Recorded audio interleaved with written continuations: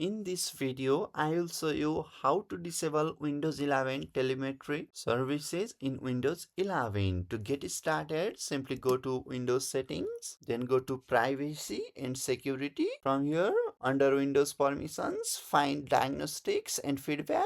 And make sure this option is turned off and click on delete diagnostic data. Click on delete. Once deleted, then go to the search bar at the top and search for advertising. And select choose if apps can use your advertising ID and make sure you turn off all these options. You see here. Once done, you can close this window. Now go to the search bar and type services. Open it. From here, find connected user experiences and telemetry. Double click on it. Set the startup type to disabled.